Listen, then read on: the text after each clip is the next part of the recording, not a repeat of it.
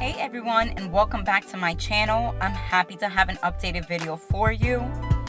Today we're going to be using the Curls Blueberry Bliss Collection. Just 3 products, simple, easy routine using their leave-in conditioner, curl control jelly, and curl control paste.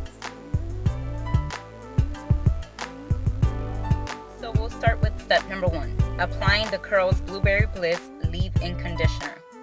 I'm going to start with a good size. I'm not going to say dime size because we know we're lying if we say that. So put a good size in your hand, as much as you feel you need. And I'm just working that into freshly washed hair. It's not dripping wet, but it is saturated with water at this point.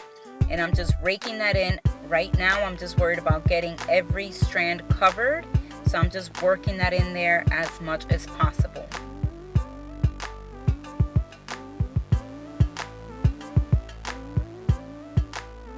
Notice what I'm doing at this point is I'm going back in there and smoothing out the strands that I just covered with the leave-in. I do this so that my curls will clump and give me bigger curls. If I rake it in, normally I get stringier, or not stringier, but less thicker curls. They're normally thinner and they'll separate. But if I go in there and I rake in the product like I'm doing here, I'll follow it up normally. If I want a bigger curl, I'll go back in and smooth it down. So right now, again, on this side of my hair, because I just started, I'm going ahead and raking it in. And you'll see I'll begin to smooth out the curl.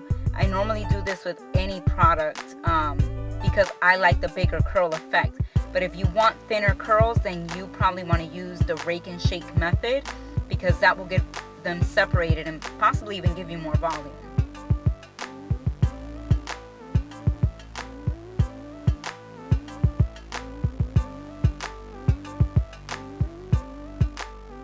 Okay, so now we'll begin with step 2 using the curl control jelly. I absolutely love this. It smells heavenly. It smells like blueberries, and you might want to eat it, but please don't. Alright, so again, not a small dime size, but maybe like a quarter or a little bit bigger. And just going back in there, as you can see, using the same motions, I'm raking it in first, applying a good amount of the jelly, because this jelly acts kind of like a gel, but it doesn't give you the ugly, hard crunchiness of a gel, but it gives you really good moisturizing hold. So I'm going in here, I'm raking it in again, and you'll see that after I rake everything in, then I'll go back and smooth everything out.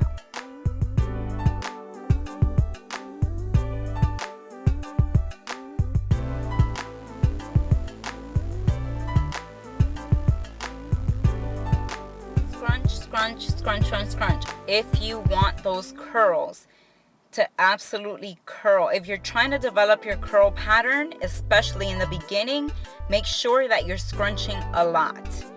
Why I say that, I may not scrunch as much as I do now, but if you're especially transitioning and you're trying to get, let's say if your hair is stringy or kind of dead, how mine was in the beginning, then you absolutely at this point want to scrunch. What I'm doing is I'm taking a bit of the curl control jelly and I'm scrunching it upwards into my hair.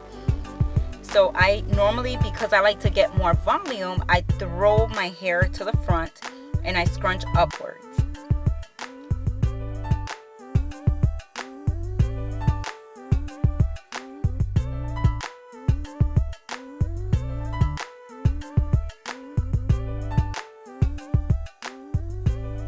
Normally the front of my hair gets the most curls, and because my hairstylist pointed out to me that the back where my neck is, my hair is not curling as much, then I'm just tilting my head to the side and trying to scrunch as much as I can back here. See that? So I'm trying to scrunch it because I want that curl pattern to get more curlier. I don't know why. I guess I don't pay attention much to the back there. So here you can see I'm turning to the other side so that I can try to get the hair in the back as well to scrunch, scrunch, scrunch. Again, if you're trying to develop the curl pattern and you're trying to get it trained so that it curls more, definitely go ahead and scrunch a lot at this point. It's going to be beneficial for you, especially if you're just starting out as a curly girl.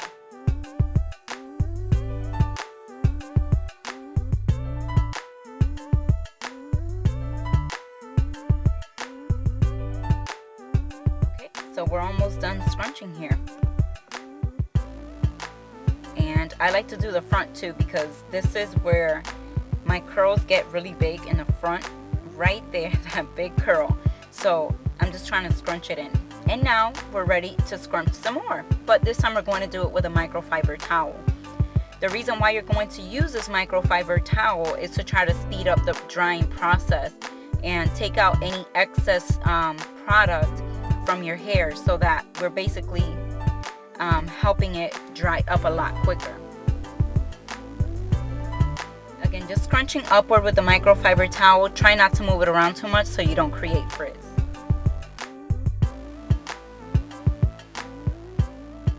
Me personally, I like to air dry at least for 45 minutes to an hour, so that it allows me to be able to diffuse without creating so much frizz in my hair.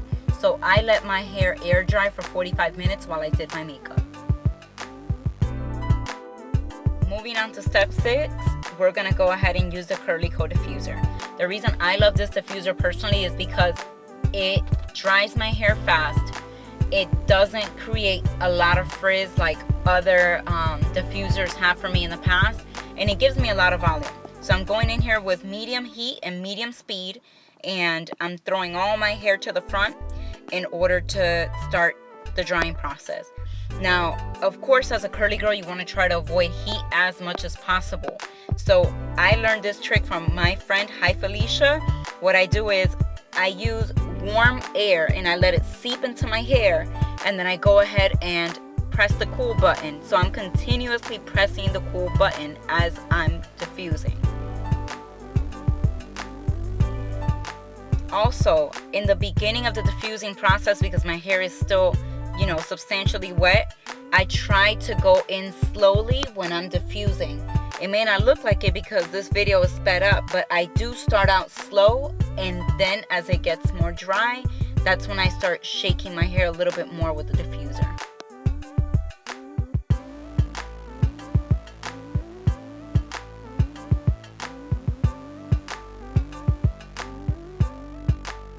As you see here, now that it's about maybe 85–90% dry, I'm going in there and now I'm starting to shake the diffuser into my scalp.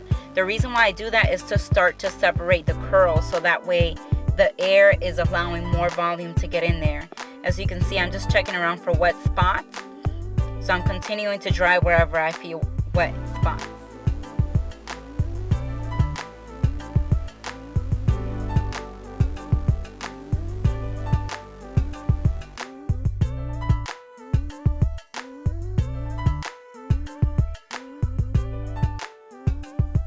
Volume is the goal. So I'm going back in, like I said, and just checking around for wet spots, and I'm trying to diffuse 100%. You don't want to go in and basically try to pick your hair or scrunch your hair unless you are sure it is 100% dry.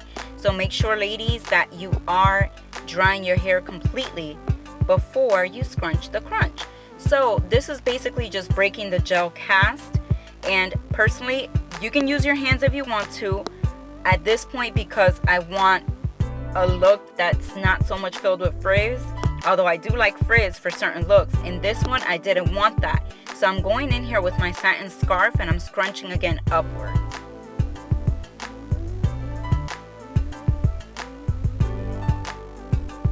As I'm scrunching, I'm just feeling around for any spots that could feel like they potentially have any gel cast. And again, this product doesn't give you much of that, but you might feel a little bit hardened or like your curls are clumped up. So I'm just going in there and softening this to make sure that the curls are also separating and that they're not stuck to my scalp. So just kind of loosening up the curls so they can separate a bit more and give me more volume.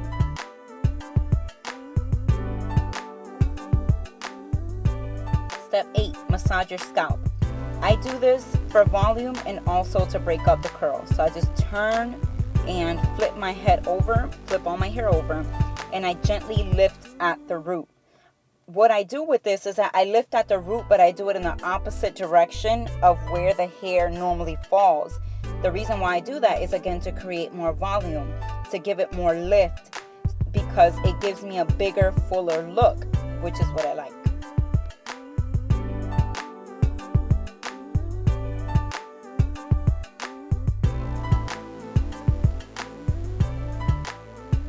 that one little curl that just wants to stay together. So just separating that big curl into 2 juicy curls. And now we're going to turn up the volume even more. We're going to go in there with a pick to again create more volume, because remember, you may like length. I like volume. So it's all on what preference you have. I personally like bigger hair. So now that I've gone ahead and lifted up my hair at the root and gave it a fuller look, now I'm going to go in there and make it even bigger. I do this with a pick. So I go around all my hair, specifically more so towards my crown and the front of my hair. I try to do it at the back, but it doesn't get as big. So I'm just picking in the opposite direction. Again, picking in the opposite direction will help get more volume. And I'm here going in again with my fingers, getting a bigger, fuller look.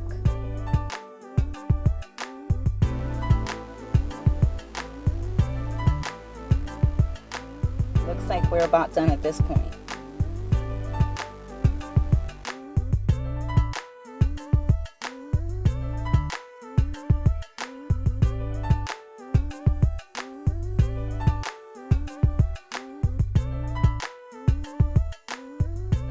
Now this last step is optional. I don't always do this, but it's up to you.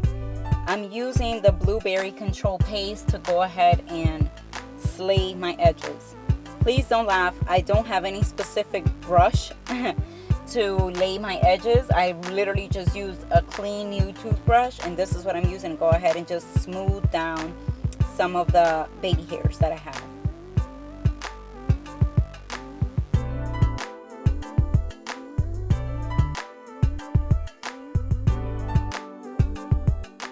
Now you'll see I'm no pro at this. I'm gonna go over this a couple times to try to get it right. The thing I noticed about this Blueberry Control Paste versus other ones that I've used on myself and the kids is that it acts really fast. Once I go ahead and put the control paste on my hair, it already starts to create a look. I mean, it's sealing it in immediately. So please, I would probably advise maybe brush it and then go ahead and use the control paste. I'm going back in here because again, I'm not the biggest pro at laying my edges, but I try to do the best I could. And we are done. Here is the complete look. Nice, bouncy, soft, voluminous curls.